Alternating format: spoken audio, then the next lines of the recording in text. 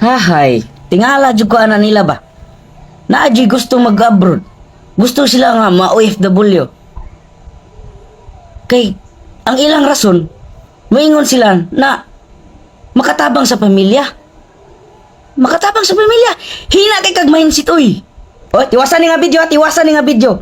Bugo kay ka. Labi na itong mga shout out sa mga OFW, no? Mga bugo na sila. Mga OFW. Sige na, uban diha nga nagplano nga mo abroad. Uy, o gano di kanang imong gibid-bayad ka placement pay diha. Og imo nang ginegosyo. Makatabang na si imong pamilya. Maingon ka pigado kayo mo abroad na lang ka. Uy!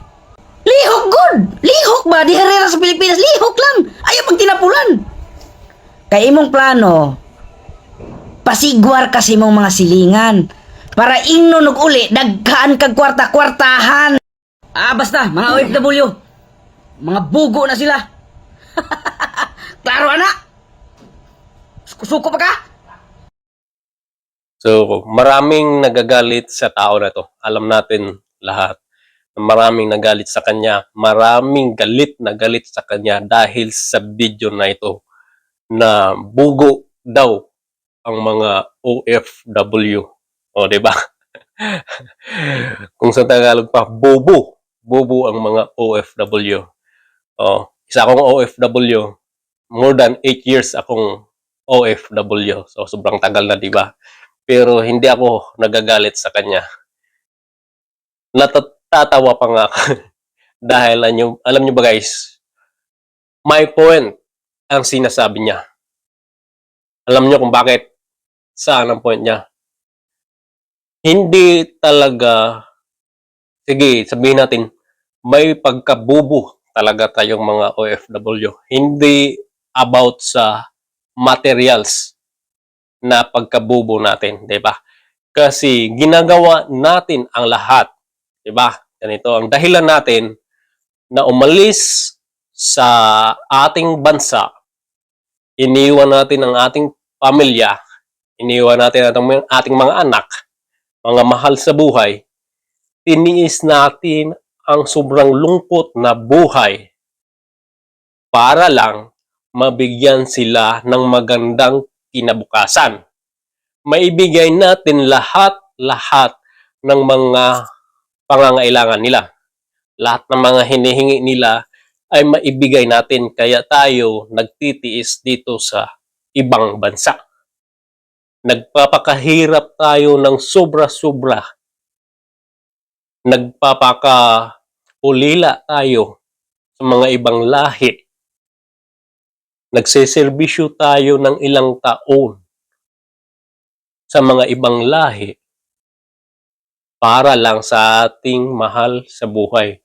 Para lang maibigay natin ang mga pangangailangan nila. Diba? Yan ang purpose natin kung bakit tayo nandito sa ibang bansa. Sa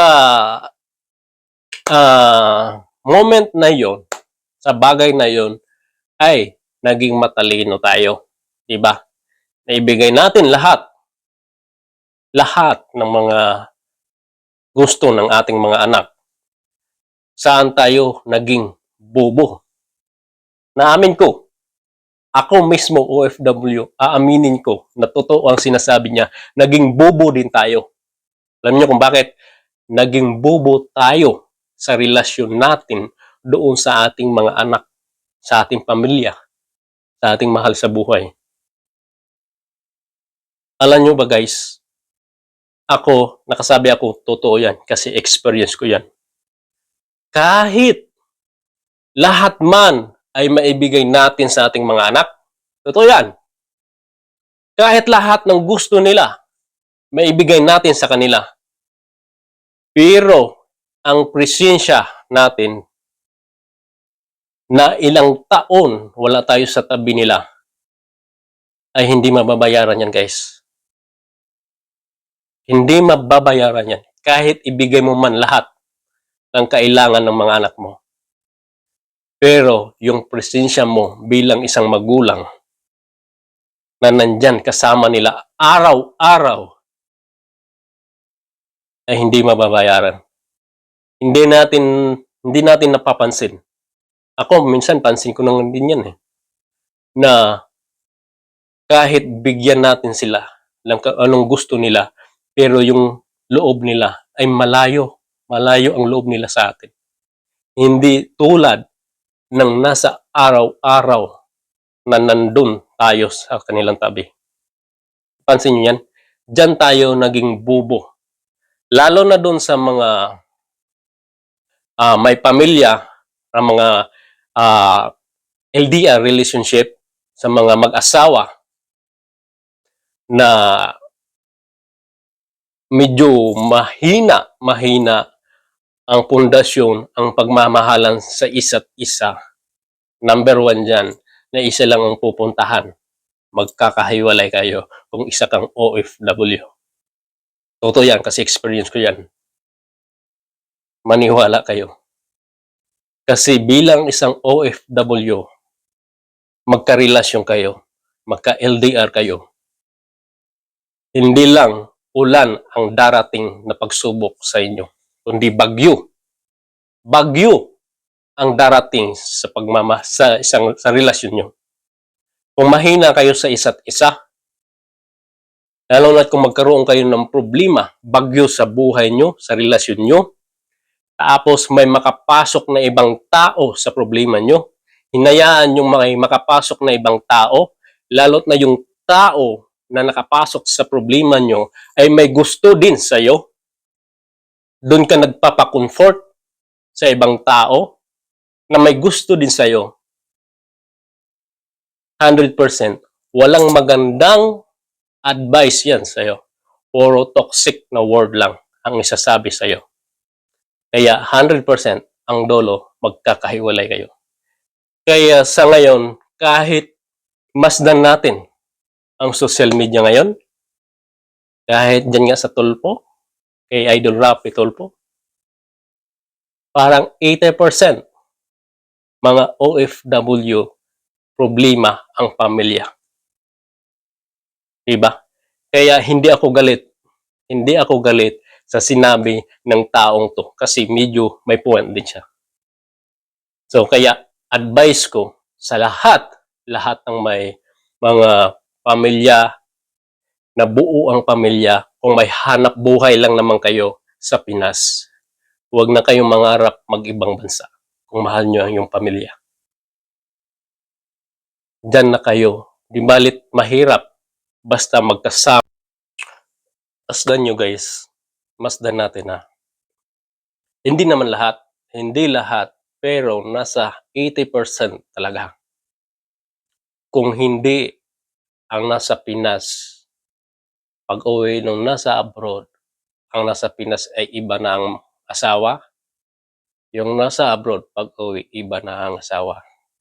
Yan guys, yan ang hirap talaga sa isang OFW, sa isang LDR relationship. Lalo na kung mahina ang pundasyon nyo, mahina ang pagmamahalan nyo sa isa't isa. Yun talaga. So, ang nagiging kawawa, yung mga anak. Mga anak ang nagiging kawawa talaga. Kasi sa inyong dalawa, wala namang problema Ano bang problema sa inyong dalawa, di ba? Ang mga anak lang. Kasi kahit sabihin natin, oo, okay sa ngayon. So, kung pareho na kayong dalawa, may mga anak sa iba. Ang anak nyo ay mawawala na ang priority doon. So, maliban na lang kung okay talaga yung magiging partner mo. So, di ba? So, patsambaan na lang yan. Kaya, payo ko, hanggat maaari sa lahat ng nasa Pinas, kung may trabaho lang naman kayo, may hanap buhay lang naman kayo dyan sa Pinas, tama yan sinabi niya ni Tim Paltol. Tama yan sinabi ng taong to na dyan na kayo sa Pinas. Magtrabaho lang kayo, magsumikap kayo.